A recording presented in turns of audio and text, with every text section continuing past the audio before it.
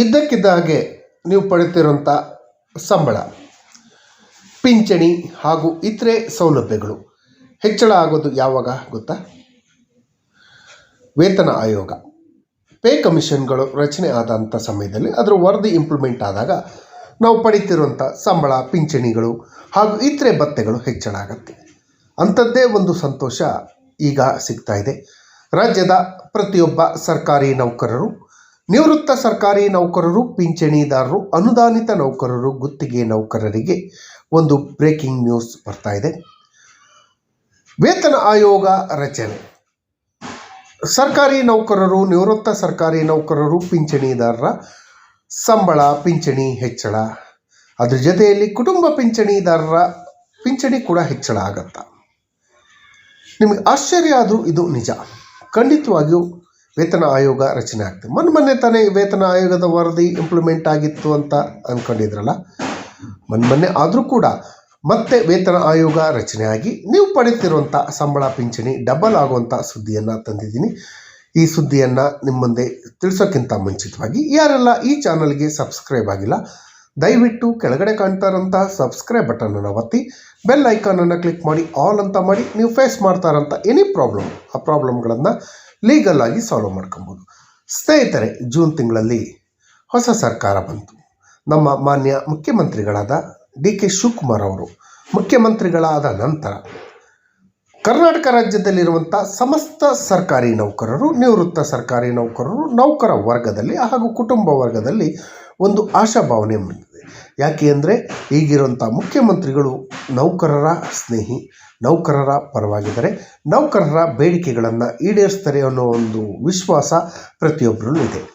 ಈಗ ರಿಯಲ್ ಫ್ಯಾಕ್ಟಿಗೆ ಬರೋದು ಅಂದರೆ ವೇತನ ಆಯೋಗ ರಚನೆ ಆಗತ್ತೆ ಹಾಗೂ ಸಂಬಳ, ಪಿಂಚಣಿ ಡಬಲ್ ಆಗತ್ತೆ ಅನ್ನೋದು ವಿಚಾರಕ್ಕೆ ಸಂಬಂಧಪಟ್ಟ ಹಾಗೆ ನೋಡೋದಾದರೆ ಖಂಡಿತವಾಗಿಯೂ ಆಗತ್ತೆ. ನಿಮಗೆಲ್ಲರಿಗೂ ಗೊತ್ತಿರ್ಬೋದು, 7th ಪೇ ಕಮಿಷನ್ನು ಇಂಪ್ಲಿಮೆಂಟ್ ಯಾವಾಗ ಆಯಿತು? 1/8/2024 ಬಟ್ ಆ್ಯಕ್ಚುಯಲ್ ಇಂಪ್ಲಿಮೆಂಟ್ ಯಾವಾಗ ಆಗಿದ್ದವು ಅದನ್ನು ನಾವು ನೋಡಬೇಕಾಗತ್ತೆ.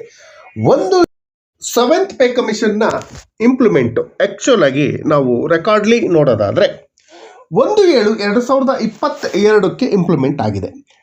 ನಮಗೆ ಆರ್ಥಿಕ ಸೌಲಭ್ಯಗಳು 1/8/2024 ಸಿಕ್ಕಿರ್ಬೋದು. 2 ವರ್ಷ ನಮಗೆ ವೇತನ ಆಯೋಗ ಲಾಸ್ ಆಗಿದೆ. ಸಂಬಳ, ಪಿಂಚಣಿ, ಇತರೆ ಸೌಲಭ್ಯಗಳ ಬಗ್ಗೆ ಲಾಸ್ ಆಗಿದೆ. ಆದರೆ 2 ವರ್ಷ ನಮಗೆ ಲಾಸ್ ಆಗಿದೆ ನಮ್ಮ ಸಂಬಳ, ಪಿಂಚಣಿ ಹಾಗೂ ಅರಿಯರ್ಸ್ಗಳು. ಈ ಹಿಂದಿನ ಸರ್ಕಾರಗಳು ಅದನ್ನು ಮಾಡಿಕೊಟ್ಟಿದ್ದು ನಮಗೆ ನೋಡಬೇಕು ಅಂದರೆ ನಾವು 5th ಪೇ ಕಮಿಷನ್ನಲ್ಲಿ 2 ವರ್ಷದ ಅರಿಯರ್ಸ್ ಮಾಡಿಕೊಟ್ಟಿದ್ರು.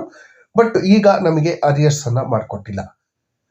ಆ ಸಮಯದಲ್ಲಿ ಏನು 1/8/2024 ಇಂಪ್ಲಿಮೆಂಟ್ ಆದಾಗ ನಮಗೆ ಸುಮಾರು 58% ಸಂಬಳ, ಪಿಂಚಣಿಗಳು ಹೆಚ್ಚಳ ಆಗಿತ್ತು. ಟ್ರೀಟ್ಮೆಂಟು, DA ಎಲ್ಲ ಸೇರಿ 58% ಆಗಿತ್ತು.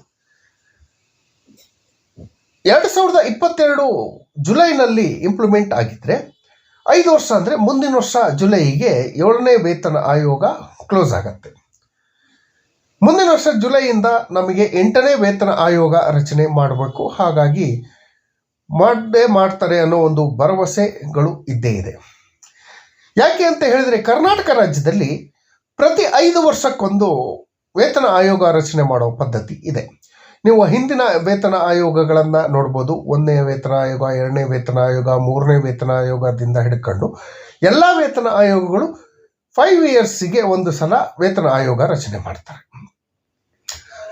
2017ರಲ್ಲಿ ಏನು 6ನೇ ವೇತನ ಆಯೋಗ 2017ರಿಂದ 2022ರವರೆಗೂ ಇತ್ತು.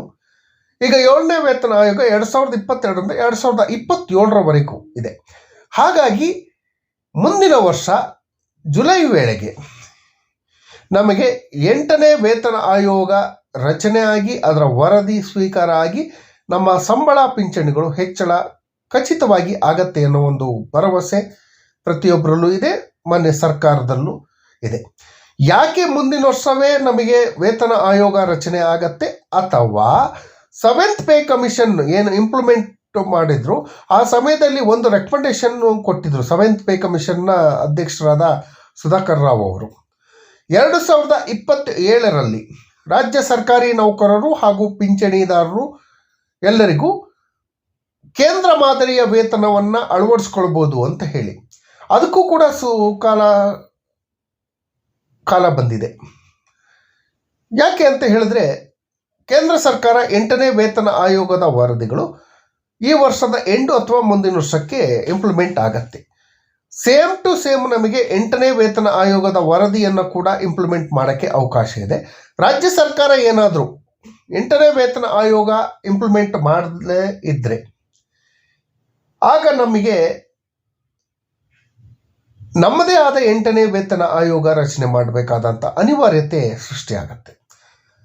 ಇದಕ್ಕಾಗಿ ರಾಜ್ಯ ಸರ್ಕಾರಿ ನೌಕರರು, ನಿವೃತ್ತ ಸರ್ಕಾರಿ ನೌಕರರು, ಪಿಂಚಣಿದಾರರು ಕೂಡ ಒತ್ತಾಯಗಳನ್ನು ಮಾಡ್ತಾ ಇದ್ದಾರೆ. ನಮಗೆ ಸೆಂಟ್ರಲ್ ಪೇನೇ ಕೊಡಿ ಅಂತ. ಸೆಂಟ್ರಲ್ ಪೇನ ಬೈ ಚಾನ್ಸ್ ಕೊಡದೇ ಇದ್ದ ಅಂತ ಪಕ್ಷದಲ್ಲಿ ರಾಜ್ಯ ಸರ್ಕಾರ 8ನೇ ವೇತನ ಆಯೋಗವನ್ನು ರಚನೆ ಮಾಡಬೇಕು. ಯಾಕೆ ಮುಂದಿನ ವರ್ಷನೇ ಮಾಡುತ್ತೆ, 1-2 ವರ್ಷ ಮುಂದೆ ಹೋಗ್ಬೋದಲ್ಲ ಅನ್ನೋ ಒಂದು ಜಿಜ್ಞಾಸೆ ತಮಗಿರ್ಬೋದು. ಅದಕ್ಕೂ ಒಂದು ಪರ್ಟಿಕ್ಯುಲರ್ ರೀಸನ್ ಇದೆ. ನಮ್ಮ ವಿಧಾನಸಭಾ ಚುನಾವಣೆ 2028ರಲ್ಲಿ ನಡೆಯುತ್ತೆ. ಚುನಾವಣೆಗೆ ಮುಂಚಿತವಾಗಿ ವೇತನ ಆಯೋಗವನ್ನು ರಚನೆ ಮಾಡಿ ವೇತನ ಆಯೋಗದ ವರದಿಯನ್ನು ಇಂಪ್ಲಿಮೆಂಟ್ ಮಾಡಿದ್ದೇ ಆದರೆ ಮುಂದೆ ನಡೆಯುವಂಥ ಚುನಾವಣೆಯಲ್ಲಿ ಸರ್ಕಾರಿ ನೌಕರರು, ನಿವೃತ್ತ ಸರ್ಕಾರಿ ನೌಕರರು, ಪಿಂಚಣಿದಾರರು, ಅನುದಾನಿತ ನೌಕರರು, ಗುತ್ತಿಗೆ ನೌಕರರು, ನಿಗಮ ಮಂಡಳಿಯ ನೌಕರರು ಎಲ್ಲರೂ ಹಾಗೂ ಅವರ ಕುಟುಂಬ ವರ್ಗ ಸರಿಸುಮಾರು 1 ಕೋಟಿ ಜನ ಏನಿದಾರಲ್ಲ ಅವರ ವಿಶ್ವಾಸವನ್ನು ರಾಜ್ಯ ಸರ್ಕಾರ ಗಳಿಸತ್ತೆ. ಆ ಉದ್ದೇಶಕ್ಕಾಗಿ ರಾಜ್ಯ ಸರ್ಕಾರಕ್ಕೆ ಅವರ ಜೊತೆಯಲ್ಲಿರೋರು ಅಡ್ವೈಸ್ ಕೂಡ ಮಾಡ್ಬೋದು. ನಾವು ಕೂಡ ಅದನ್ನೇ ಕೇಳ್ಕೊಳ್ತಾ ಇದ್ದೀವಿ. ಹಾಗಾಗಿ 2027ರಲ್ಲಿ ವೇತನ ಆಯೋಗ ರಚನೆ ಆಗಿ ಅದು 2027 ಡಿಸೆಂಬರ್ ಅಥವಾ ಅಕ್ಟೋಬರ್ ವೇಳೆಗೆ ತನ್ನ ವರದಿಯನ್ನು ಕೊಟ್ಟಿದ್ದೇ ಆದರೆ 2027ರಲ್ಲೇ ನಮ್ಮ 8ನೇ ವೇತನ ಆಯೋಗ ಇಂಪ್ಲಿಮೆಂಟ್ ಆಗಿ ನಾವು ಪಡಿತಿರುವಂಥ ಸಂಬಳ ಪಿಂಚಣಿಗಳು 1 to ಡಬಲ್ ಆಗತ್ತೆ, ಸೌಲಭ್ಯಗಳು ಕೂಡ ಡಬಲ್ ಆಗತ್ತೆ. 8ನೇ ವೇತನ ಆಯೋಗ ರಚನೆ ಮಾಡಿದ್ರೆ ಏನಾದರೂ ಕೇಂದ್ರ ಮಾದರಿ ವೇತನವನ್ನು ನಮಗೆ ಕೊಟ್ಟಿದ್ದೇ ಆದರೂ ಅವಾಗ ಕೂಡ ನಮಗೆ ಬಂಪರ್ ಲಾಟ್ರಿ ಅಂತಲೇ ಹೇಳ್ಬೋದು. ಏನು ಕೇಂದ್ರ ಸರ್ಕಾರಿ ನೌಕರರಿಗೆ ಈಗ ಹಾಲಿ ಪಡಿತಿರುವಂತಹ ವೇತನ ಭತ್ಯೆಗಳು 1 to ಡಬಲ್ ಆಗತ್ತೆ ಅನ್ನೋ ಒಂದು ಮೂಲಗಳು ಇದಾಗಿದೆ. ಏನು ಅವರು ಬೇಸಿಕ್ಕು ಏನಿತ್ತು ಅದು ಡಬಲ್ ಆಗತ್ತೆ, ಅವರ ಸೌಲಭ್ಯಗಳು ಕೂಡ ಡಬಲ್ ಆಗತ್ತೆ. ಕೇಂದ್ರ ಸರ್ಕಾರಿ ನೌಕರರು ಹಾಗೂ ರಾಜ್ಯ ಸರ್ಕಾರಿ ನೌಕರರಿಗೆ ಈಗಿರುವಂಥ ವ್ಯತ್ಯಾಸ 40% ವ್ಯತ್ಯಾಸ ಇದೆ. ಆ ವ್ಯತ್ಯಾಸಗಳು 8ನೇ ವೇತನ ಆಯೋಗ ಇಂಪ್ಲಿಮೆಂಟ್ ಆದಾಗ 100% ಆಗತ್ತೆ ಅನ್ನೋ ಒಂದು ಅಂಕಿಅಂಶ ಇದೆ. ಹಾಗಾಗಿ ರಾಜ್ಯ ಸರ್ಕಾರಿ ನೌಕರರು ಹಾಗೂ ಕೇಂದ್ರ ಸರ್ಕಾರಿ ನೌಕರರ ಸಂಬಳ ರಾಜ್ಯ ಸರ್ಕಾರಿ ನೌಕರರಿಗಿಂತ ಕೇಂದ್ರ ಸರ್ಕಾರಿ ನೌಕರರ ಸಂಬಳ ಡಬಲ್ ಆಗತ್ತೆ. ಅದೇ ನಮಗೆ 7th ಪೇ ಕಮಿಷನ್ ಮುಗಿದು ಕೇಂದ್ರ ಮಾದರಿ 7th ಪೇ ಕಮಿಷನ್ನ ರೆಕಮೆಂಡೇಶನ್ ಆಧಾರದಲ್ಲಿ ನಮಗೇನಾದರೂ 8th ಪೇ ಕಮಿಷನ್ ಸೆಂಟ್ರಲ್ ಪೇಯನ್ನು ನಮಗೆ ಕೊಟ್ಟಿದ್ದೇ ಆದರೆ ನಮ್ಮ ಸಂಬಳ ಕೂಡ ಈಗ ಡಬಲ್ ಆಗುತ್ತೆ. ಈಗ 30,000 ಪಡಿತಿದ್ದವರು 60,000 ಪಡ್ಕೊಬೋದು, ಅಥವಾ 55,000, 52,000 ಇಷ್ಟಂಗೆ ತಗೊಬೋದು. 1 ಲಕ್ಷ ಸಂಬಳ ತಗೊಳ್ತಾ ಇದ್ದವರು 2 ಲಕ್ಷದವರೆಗೂ ಸಂಬಳ ಹಾಗೂ ಭತ್ಯೆಗಳನ್ನು ಪಡ್ಕೊಳ್ಳೋಕ್ಕೆ ಅವಕಾಶ ಇದೆ. ಖಂಡಿತವಾಗಿಯೂ ಮುಂದಿನ ವರ್ಷ ಒಳ್ಳೆ ಗುಡ್ ನ್ಯೂಸ್ ಸಿಗತ್ತೆ. ಒಂದು ವೇತನ ಆಯೋಗ ರಚನೆ ಆಗತ್ತೆ, ಇಲ್ಲ ಸೆಂಟ್ರಲ್ ಪೇ ಆಗೇ ಆಗತ್ತೆ. ಈ ಬಗ್ಗೆ ಸರ್ಕಾರಿ ನೌಕರರು, ನಿವೃತ್ತ ಸರ್ಕಾರಿ ನೌಕರರು, ಪಿಂಚಣಿದಾರರು ಆಶಾಭಾವನೆಯಿಂದ ಇರ್ಬೋದು ಅಂತ ಹೇಳ್ತಾ ಈ ಮಾಹಿತಿ ನೋಡಿದ್ದಕ್ಕೆ ಧನ್ಯವಾದಗಳು.